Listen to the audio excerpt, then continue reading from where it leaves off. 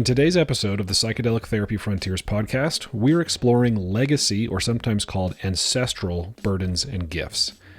This is the idea that beliefs, interpersonal patterns, narratives, emotions, unresolved trauma, or pain from previous generations can be passed down to descendants, which can influence their psychological, emotional, and even physical well-being. We discuss how this is possible from psychological, developmental, psychospiritual, and biological perspectives, how one might heal from the burdens and benefit from the gifts.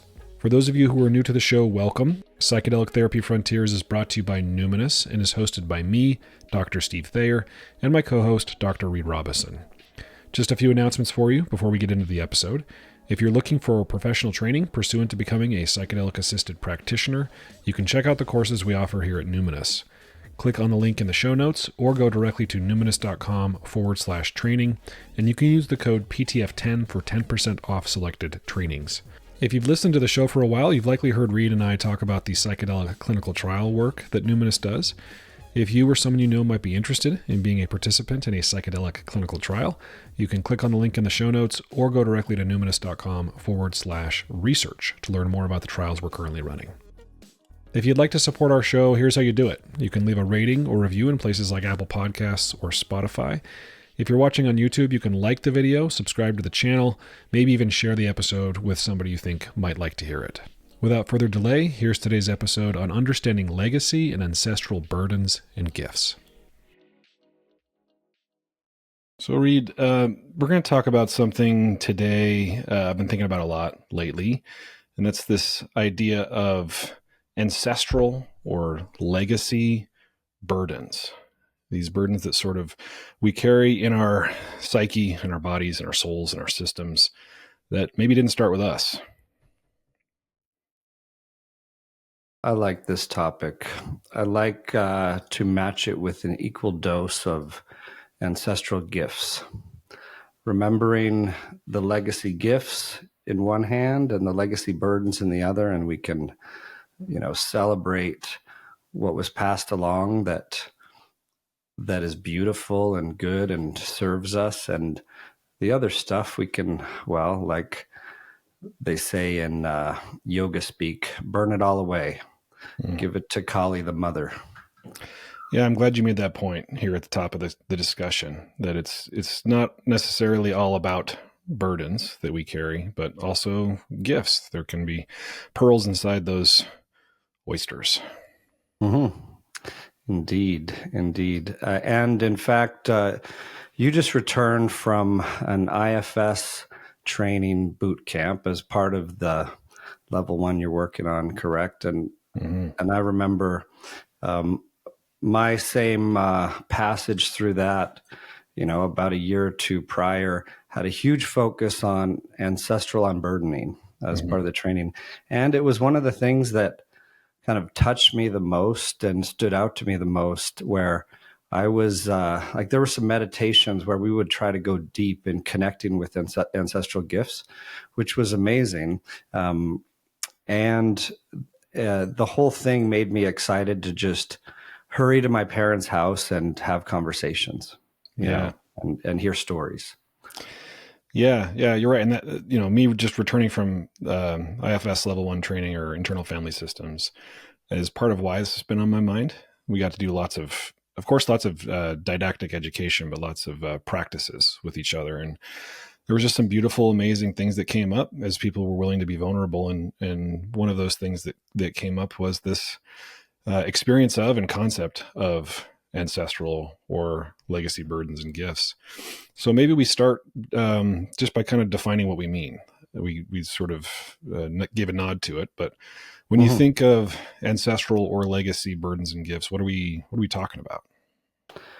Well, I think they're interchangeable terms, but it seems to me that legacy burdens or legacy unburdening is a commonly used term in IFS, because IFS, one of its kind of brilliant insights, has included kind of a framework and a map of how to work with clients on that. But legacy burdens, the way I view them, are emotional or psychological or even less definable kind of energetic, if you will, patterns, beliefs, traumas passed down through generations or inherited from culture and society, and of course, especially from the bosom of the family. Yeah. And I'm glad you brought up more than just the bosom of the family, because that's often where our mind goes. Like, what did I inherit from my parents or my grandparents, or up sort of the genealogical chain? But we can widen the aperture and look at burdens or gifts from culture at large. And that could be culture defined by many different variables, right? It could be the culture of a a religious belief system that goes back many generations. It could be the culture, tied to country of origin or region of origin. It could be race. It could be a lot of different things. Yeah. And some examples might be helpful just to provide here so that we can all connect with maybe some personal ways this has shown up. But I also want to point out that these burdens can include things like oppression, systemic injustice, and it includes these big buckets of things we experience every day, like fear or anxiety, or cultural pressures around hustling, success. Another big one, gender roles, even, societal gender norms, things like that. And the expectations of one's family of origin and one's culture of origin, if you will. Yeah. Other examples of war, displacement, like you said, systemic oppression or suppression. It makes me think of some of the research done on Holocaust survivors, descendants of Holocaust survivors. And we could get into a conversation around epigenetics too, and how that might play into this concept from maybe a biological perspective of legacy or cultural burdens. But some research showing that descendants of people of Holocaust survivors carry some anxiety and some fear in their nervous systems, and which can affect people physiologically too. Yeah, passed on not just behaviorally, emotionally, like as how we're raised, how we're held and not held in childhood, but also even epigenetically. It's interesting, evolutionarily over the generations, and even epigenetically. And as more and more research comes out on this mystery box, we see the role more and more. The other interesting thing from the kind of the medical and psychological science world is when they did that big ACE study, the Adverse Childhood Experience study of 17,000 people, they found that, like, in these 17,000 Americans, 64% of them had at least one significant adverse childhood experience. And then as you go through and look at the categories of each, like physical abuse, 28%, sexual, 20%, household substance abuse in their presence, 27%, household mental illness, 20%. And as we're talking about, how much we're shaped by our upbringing, I think that's just worth mentioning. And there have been countless studies too that have linked the number of adverse experiences we have in childhood to physical and mental health outcomes, and they can be a burden for sure. We know, and that I'm just kind of tying it to the trauma work we do in day-to-day mental health. Yeah, those stats are pretty staggering. That they're that high.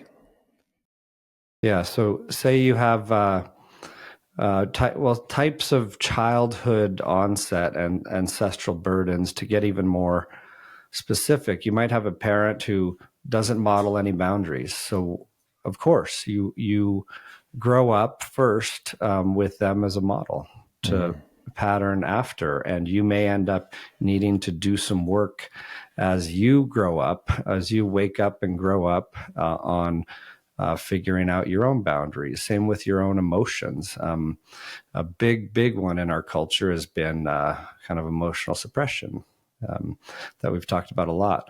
A big one I see in my eating disorder work is relationship with food and body passed on. I mean, it's so big, it's huge, right? Because look at the unattainable beauty ideals of culture, and it used to be it used to be the thin beauty ideal, but I don't call it that anymore. It changes through the ages, but it's the common theme is it's unattainable, and all of us go through in one way or another this journey of figuring out our relationship with our own bodies and the food we eat.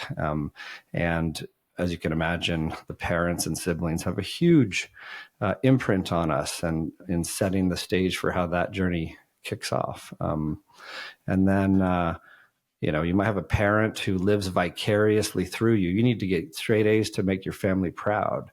You might have a parent who's so they're struggling with their own burdens that you're not feeling seen, heard, or understood, or a parent that denies your reality. It didn't happen that way. Forget about it. Those are just some specifics that I think show up really commonly.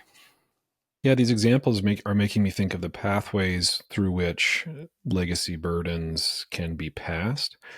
So we're, some of these examples you gave, they're sort of the dynamic of the family system.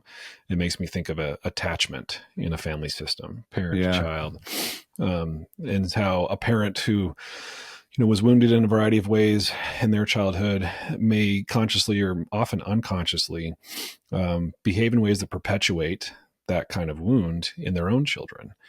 So there's a behavioral or a family system pathway through which legacy burdens can pass.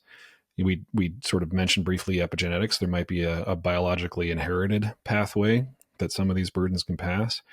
And we mentioned sort of broader sociocultural learnings and pressures through which these burdens can pass. And you mentioned energetically, like a lot of times when my first exposure to this concept of legacy burdens, the IFS framework, my first impression was like, this feels shamanic. This feels a little spooky. Like, how is it that, I'm feeling the presence of an ancestor and carrying a burden that a long dead person that I might not even know could be present in my system. But it doesn't have to be spooky, to use that word. It can be quite literal, and some good attachment theory research and family systems research that lends it veracity. It also makes me think of this idea of the collective unconscious from Carl Jung's work, that it's not only our own unconscious content that can influence our psyche, our personality development, and our behavior, and but the collective unconscious. Yeah. I think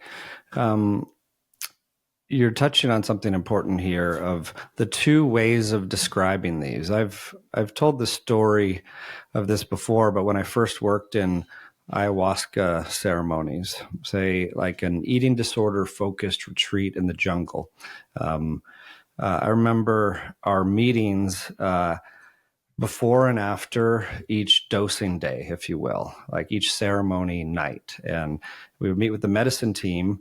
The medicine team in this case was the shaman and helpers. And then there was I may have been medical support, but I was on the therapy team. And we'd talk about what we know and prepping them and what the shaman is feeling, seeing energetically, before and after working with people, especially in ceremony. And when the shaman was talking about like curses on the family or a demon inside fueling this person to starve oneself from this ancestral legacy curse, if you will, we're talking about the same thing. We're just using like different language to talk about it from like a spiritual perspective, a psychosocial, neurobiological, emotional perspective of the things that are passed on beyond just like the literal physical bosom of the family and your upbringing, but passed on through the generations that you can trace it back to. And the work we do that we'll talk about of unburdening, it's really kind of special to think about the impact it has, like the impact it can have in both directions, through parents and beyond, and for generations to come. Yeah, I like the way you're talking about this. It's over the last several years how I've tried to look at a lot of things that I might have opinions about because of my training as a psychologist or, my personal belief system, that other people, other systems of belief might have different ways of thinking about it. It's like we're all looking at the same jewel, but maybe we're looking at different facets of that jewel. And if you can remain open and be less dogmatic or territorial about ways to explain certain phenomenon, it sort of broadens your perspective and gives you access to different avenues for healing, different avenues for understanding. It's a lot more inclusive, and maybe even access to different tools. Think about like a multidisciplinary approach to helping somebody who's suffering. It doesn't just mean you have a therapist and a physician and a body worker. It can mean you have spiritual support, psychospiritual support, or cultural support, community support that might hold different perspectives on the same problem. Yeah, this is reminding me of a pretty cool Terence McKenna quote. And if I were more practiced, I'd try to do it in his cool voice, but because it's a fun one. But he said once that the beliefs of a Wichita shaman and the beliefs of a Princeton phenomenologist have an equal chance of being correct. There's no arbiters of who is right. Here is something we have not assimilated. We have been to the moon. We've charted the depths of the ocean and the heart of the atom, but we have a fear of looking inward to ourselves because we sense that is where all contradictions flow together. I like that last line. In ourselves, where those contradictions flow together. And it's, one way of thinking about quote unquote psychopathology, or the ways in which we suffer psychologically, are the result of unresolved contradictions, or unembraced or unacknowledged, unprocessed contradictions. Create this sort of, I'm thinking of like the concept of a complex, or even in internal family system, polarized parts that are in conflict with one another. Yeah, we certainly live in a world full of paradox. It's everywhere. And even the whole concept of dialectical behavioral therapy is built on this idea that, yes, in fact, both are true. You are doing the best you can and you have work to do. And there are burdens and there are gifts. And there is love and there is suffering. And it's this whole kind of yin yang. Here's the spot of the good. Here's the bad. Here's the bad that's in the good. Here's the good that's in the bad. And this is life. Like, here it all is. Yeah. And there's so many cultural symbols and idioms and stories that bear this out. Even just the idiom of the double-edged sword, or two sides of the same coin, or you mentioned the yin yang symbol. That polarity is maybe part of what makes us human and conscious. It's hard to know what is without knowing what isn't. We learn, and things are made manifest by contrast. It's one of the things that sort of attracted me to IFS was ways of looking at these polarities, these dialectics, in a non-shaming or non-pathologizing way. I can tell you how many clients have felt relief when they come to me for help with a behavior pattern, say that they feel a lot of shame around, that they want to stop, or they don't want to keep feeling a certain way. And, you help them look at the motive behind this pattern, and that maybe that motive is understandable. Maybe it formed when we were young as a response, a cope, a way to stay safe that maybe no longer serves us. It might be developmentally immature, but we can have compassion for it because it's there for, an understandable reason. Yeah, that approach has made all the difference for me personally. Like, in the spirit of kind of compassionate awareness, loving awareness, if you will. If you have that self energy on board, then that's how you're able to start to hold it all. And when you can hold it all, it's not so scary. You like they say in IFS sometimes, like breathe yourself bigger than the discomfort.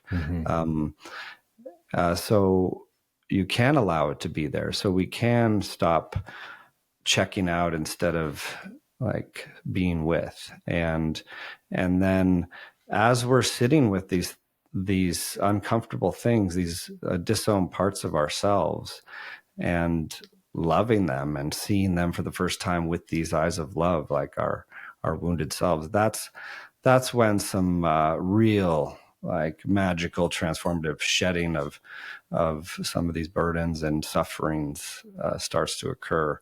It seems to me. Yeah. You used a phrase there that therapists, meditation teachers, healers often use, and that is sitting with. And, what we're talking about adds dimension to what sitting with means.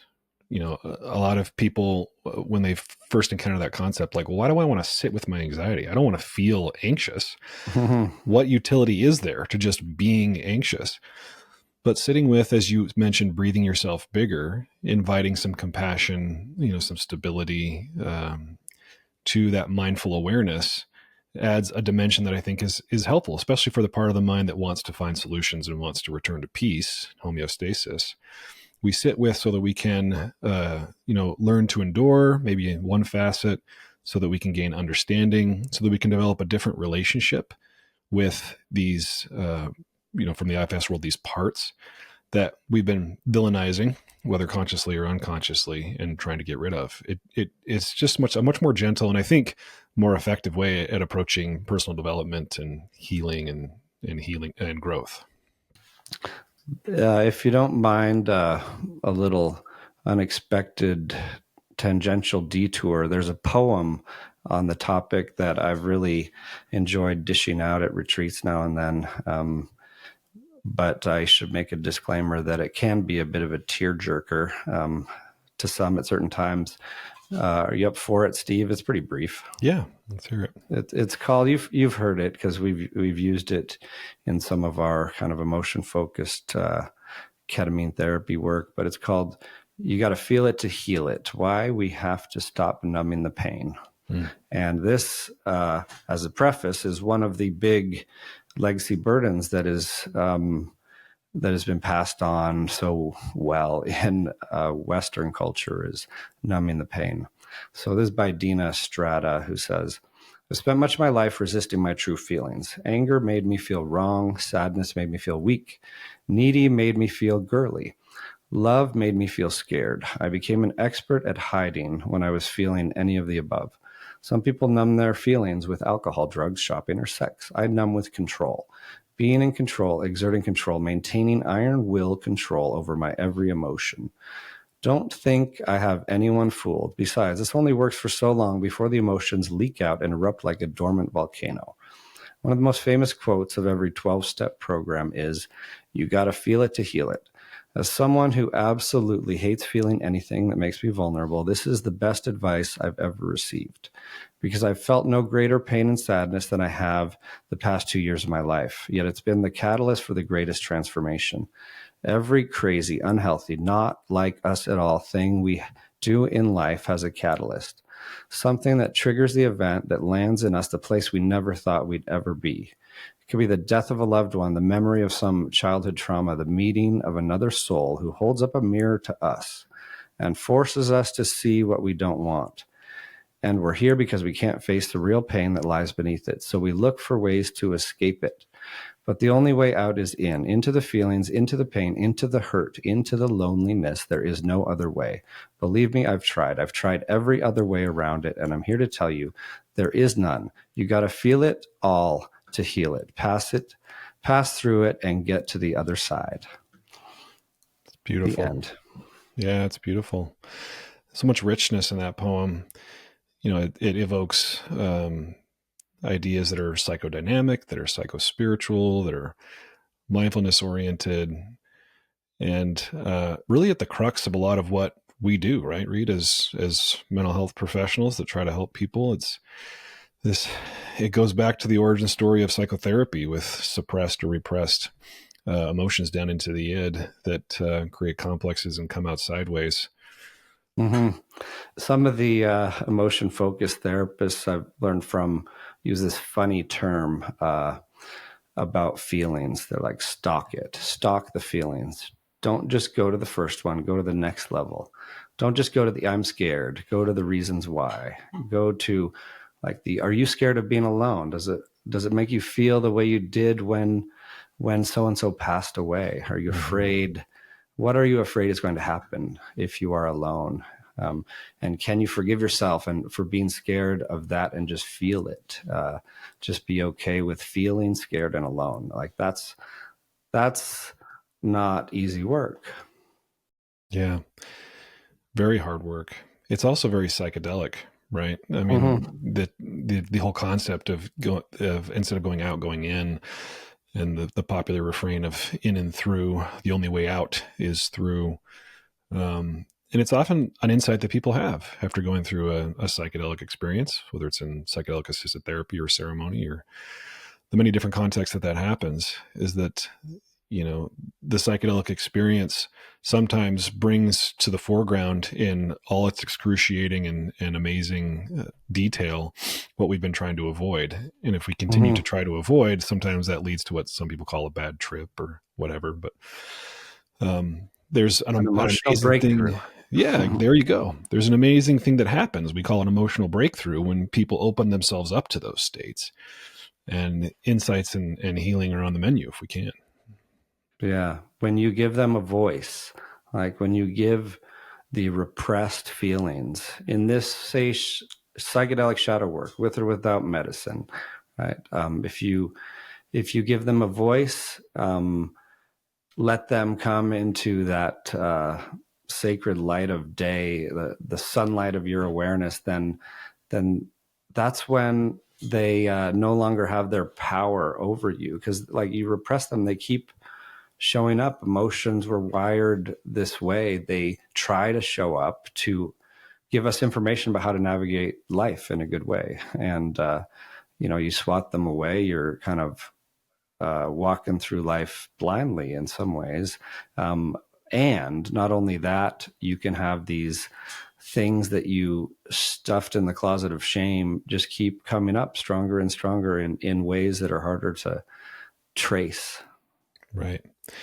Yeah, I will say it's one of the things I do like about the IFS approach is it's a creative way of giving these feelings a voice so that we Yeah. can learn about them, trace them to their origins. And in the spirit of sort of ancestral or legacy burdens, sometimes we'll discover that we don't hold 100% of that burden.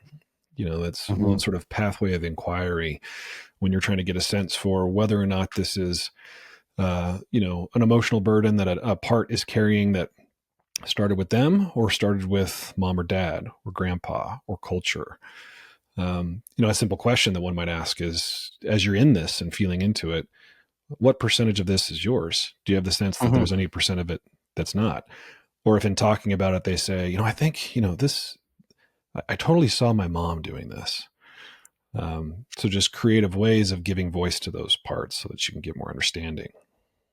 Yeah. Yeah. And just to kind of throw this into the conversation here, because I think it helps differentiate the pain and suffering that we feel as we go through life. Like there is pain, there's real pain that shows up. And then there's this variable amount of suffering on top of it that some of which is our emotional reaction to it. And some of which, a lot of which is unnecessary, perhaps, is not ours, is stuff we take on because we thought we had to. We didn't know any better. And then one day when you can realize how many of other people's stones you're carrying around in your backpack, and you start to throw those back in the river, wow, that can feel so like literally liberating. Yeah, literally liberating. I've seen it in my work with my clients, people who have the insight, oh, this isn't all mine. And then maybe in a kind of visionary exercise, they're able to identify where it came from or the line through which it was passed. And they can, in a way that's creative and makes sense to them, either give some of it back or release it and do some healing for the entire line down through which it came. In my IFS training, one of the demonstrations from one of the instructors talked about calling in sort of these exercises an image of, or a feeling of, a whole and well ancestor. Mm-hmm. And this doesn't have to be somebody you know or somebody you discovered in your genealogical work. Because those can be hard to find, right? I remember people in my cohort being, wait, I don't have one. Yeah, I don't have one of those. But the concept of one, and they're related to this concept in IFS of the capital S self, sort of this version of us that, Schwartz would say is indestructible, is present in all people, that can hold it all, that is infinitely compassionate and courageous and curious. And so that manifesting as a whole and well ancestor can make it a bit more literal for people when they're trying to suss out how to feel and what to do with ancestral burdens. Mm-hmm. And I love that. And one kind of variation that I ended up kind of carrying forward and using often from that is like going to literal ancestors and picking some of their qualities or traits that I view as potential ancestral gifts or gifts to cultivate. Even if there wasn't a wholly enlightened, physically, spiritually, emotionally well, at whatever point in your life you really knew them, but connecting with that has been so helpful for me. Just like connecting with my grandfather, also named Reid, who passed away a couple of years ago, and just like the integrity, the holding your head up, even though he'd seen atrocities in World War II, being a gentle giant, if you will, of holding space. Those kind of things were really neat to connect to. Yeah, I love that idea. Just a quality or something, a connection you felt with an ancestor that was like them at their best, that quality amplified.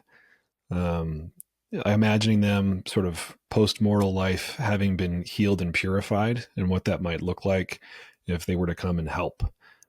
Yeah. And I don't know what happens on the quote unquote other side, if you will. I don't have the answers. Come on, Reid. But I do know that when you try to sense into the support of your beloved ancestors who have gone before you, like near and far, there's something empowering that you can feel, right? There is something there. Yeah. I was doing a meditation with a friend once who's a hypnotherapist, and we were kind of trading sessions, helping each other out. And he guided me through this session where we're doing a little bit of parts work, and he invited me to sort of touch into a representation of this idea of a whole and well ancestor. And what emerged instead, I don't know if it's an instead, but what emerged was sort of this silhouette of a human body within which the entire cosmos resides. And I just, I'm kind of a comic book fan, so I had this image of like this, superhero. That's cool. And it sort of carried the wisdom of my entire ancestral chain and everything beyond it. And I got to this was trippy for me, but I got sort of ask it questions and ask it for guidance. And it was wild, man. And I'm a pretty literal thinker. People who've listened to this podcast for a long time have heard me struggle with psychospiritual concepts, and but also, pay deference to them and want to learn from them. But it's just what came to mind when you were sharing that about it can be really surprising when you open up and you go in to do work like this, what emerges and where resources can be found. Yeah. That's the magic of it. And then practically speaking, we're talking about these experiences that we've had. And I have like an ayahuasca experience about that grandfather, ancestral gifts and burdens. I said eternal, which is kind of funny. But I don't think I could tell the story without like just totally melting into a puddle of tears. So I'll not venture there for now, or probably not this time. But practically speaking, on the day to day, I think it's worth mentioning, because I need the reminder, is one of the best ways to do is just sit down and sit with what is alive in you on a regular basis. You want to feel, you want to connect with your feelings, just figure out a way to quiet the mind, like breath, sit with yourself, see what comes up. And if you need some questions, like some ones that I think really help till the soil of this kind of work is, am I being present in my life, or am I numbing to not feel? Or what am I hiding? What am I running from? What am I really, really, really feeling in my heart that I may not even be letting myself confess to myself? If that makes sense, right? Yeah. And if I didn't care what others thought, what would I be saying that I'm not saying now? Things like that, like a daily practice. And because the big experiences are amazing. And then what? It's like life's a trip, and you got to integrate daily as you go. Yeah, those are great inquiry questions. What am I trying not to feel? And I love the one about, like, if circumstances were different, if I was alone on an island and could say whatever I wanted, what might I say? If I wasn't worried about rejection, or if I didn't need to be in control, what might I do with my energy in my life? If I could feel everything infinitely, what would I allow myself to feel?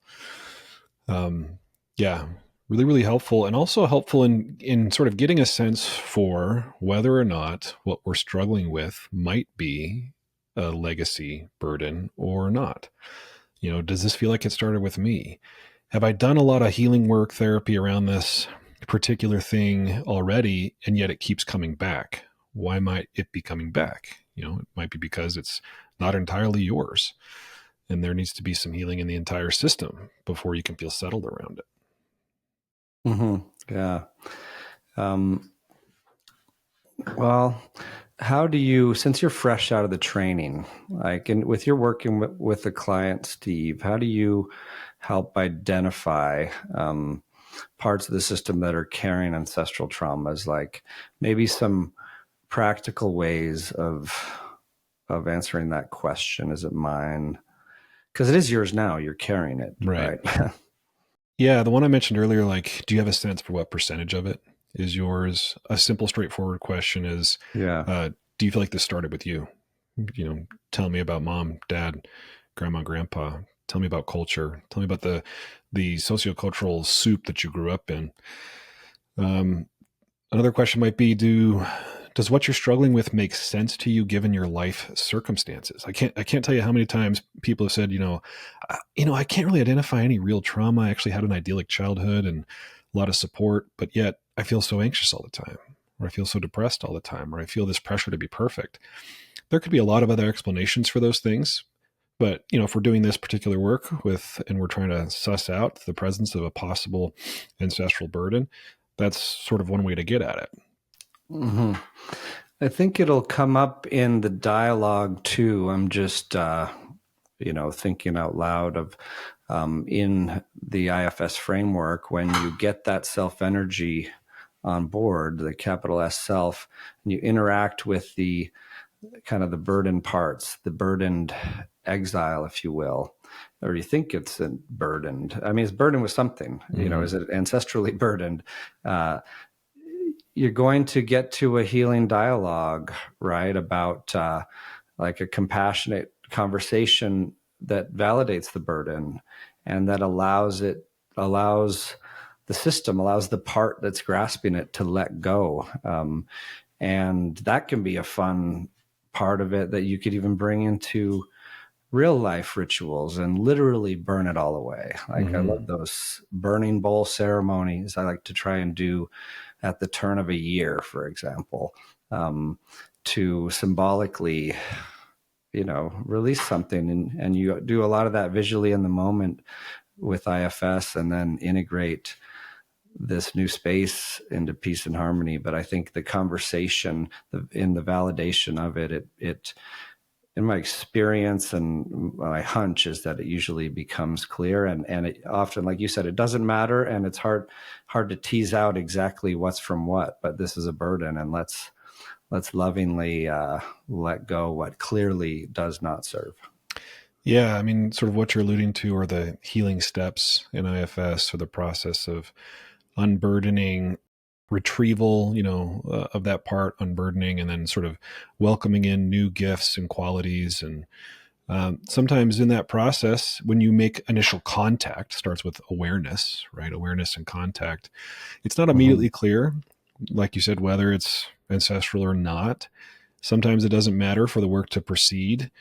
If you've got enough, quote, what IFS will call self-to-part trust and relationship, and the protectors are okay with this happening, and you're in the presence of an exile and trying to help them unburden. As they're trying to do that, they've developed the trust, they're ready to sort of let go of some of these things. And you're collaboratively working with their system to decide how that happens. Schwartz would sometimes recommend that you offer to them a way of unburdening, kind of like you described. It could be into one of the elements, fire, water, wind, earth, or to spirit. In the demonstrations that I watched in the training, sometimes it was at that moment that the insight was achieved. Like, I think I need to offer this back to whoever. Give it back. I like that. And I saw that happen with one of my ketamine clients once. And this was sort of in the depths of ketamine consciousness. They had this image of a legacy of women in their family connected by this ribbon that held the burden of an eating disorder. And in this line, my client saw their daughter and just felt this intense desire to not pass that on, right? For their daughter not to be part of this chain, this ancestral chain. And in their experience, they had this sort of image of cutting that line, and sort of giving it back, but not just giving it back like, here you go, this is your problem, not mine, but sending healing back up the chain. That like we as a system, we as an ancestral line no longer need to carry this. And, like we were saying before, this might be a point where a whole and well ancestor comes in and is able to hold it, metabolize it. But that happened spontaneously. This was before I was really doing parts work deliberately. And that's something we've often said about psychedelics, and why so many of people in the psychedelic world are fascinated by IFS is that what emerges often emerges in the scaffolding or the construct of internal parts. Yeah, it's beautiful. And that's why, like, the MAPS therapy manual brought in IFS, or the way in which they did was like, okay, sometimes parts spontaneously emerge, and here's what you might do to work with them. Yeah, not only because Michael and Annie are Mitthofer IFS therapists, right? And friends with Dick Schwartz. Another thing we got to watch as part of training was a video of Dick doing couples therapy with people on a low dose of ketamine, with a couple that were on a low dose of ketamine. And I think I saw part of this at Psychedelic Science on one of his presentations, but it was cool to sort of watch the whole demonstration. Cool. There was some legacy. The healing work wasn't directly focused on legacy, but there were some sort of legacy messages in this. One of the members of the couple, their burdens about what a person should feel and shouldn't feel, what's appropriate to express, not appropriate to express. And often there are shoulds or shouldn'ts, can'ts or cans. That's sometimes a cue that there might be some legacy stuff going on. Yeah, if we really use this definition we're talking about of the ancestral or legacy burdens, is they're everywhere and show up every day, and that it kind of reminds me of something else I wanted to point out. There's this Thich Nhat Hanh quote that says, "To be is to interbe." You can't be a human without being interconnected to other humans. And I've just returned within the last week from the Ram Dass Foundation retreat. And we'll talk about it next time with some guests, I think, which I'm excited about. But one nugget I brought home from that from Ram Dass was that, people look at his journey of becoming nobody, becoming free, if you will. But he says that, that was the initial thrust of his life, was getting free, like free from the ancestral burdens that bind us and might constrain us into who we're really not if we don't release them. But then he realized that his freedom is not independent of everyone else. That you work on yourself as a gift to other people, so you don't create more of these. And we see this in the work we do. We help other people as a work on ourselves, and we work on ourselves so we can help other people. And I love the interconnectedness of it all, and the kind of the noble kind of pursuit that is doing this work. It's beautiful. Yeah, it makes me think of the phrase, what's wounded in relationship is healed in relationship. And one thing that popped in my mind is, a common concern for folks, they identify that they, so-called care too much about what other people think. And they assume the solution is to not care at all, that I shouldn't be affected at all about the opinions of others. And you can imagine scenarios where, weighing too heavily the opinions of others could lead to a lot of distress. But it's okay to care. We are social creatures, and to use a phrase from earlier, it's a double-edged sword for sure. The paradox. But it makes me think of another way, once you've got some insight and maybe done some healing, whether it's through an avenue that we've talked about here or another one, of an ancestral pain, trauma, burden, what happens next can be really creative and interesting. And that some people, to pass on the gifts, will engage in social justice work or advocacy work. Yeah. And it could be on a micro scale within your own family, for example, your own neighborhood, your own culture, your own religious organization, or a macro scale.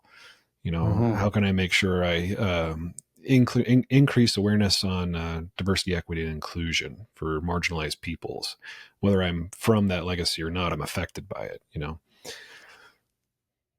Yeah. And that at that stage of kind of adult development, when one is waking up and growing up and integrating all this stuff, it almost becomes like so natural that of course you would turn this burden into a gift for those who come next, and ripple effects in all directions.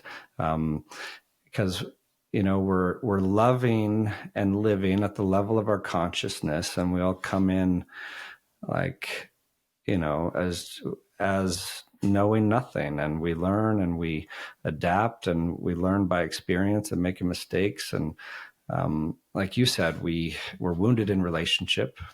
We heal in relationship. We don't heal from strangers so much, just like we don't, it sounds weird, but we don't make love on the freeway.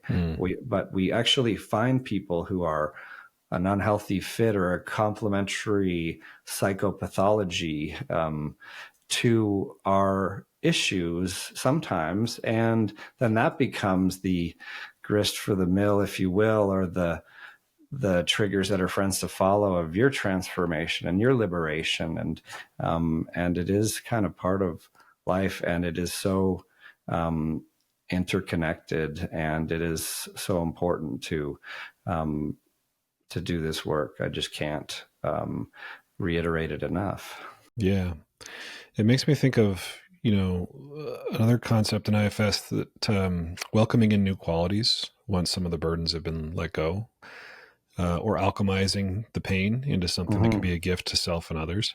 Yeah. And so oftentimes with legacy burdens, we're carrying burdens of shame, loss of connection, fear, grief. And when those have some softness and healing and calm around them, sometimes what comes in seems like an opposite. Like, instead of being closed off and cold, done some healing around it, I'm now open and warm. But it's not like a manufacturing a new personality. I see it more as a unleashing of what's in there already that's been concealed or restrained or suppressed by the burdens, a part of which aren't necessarily ours.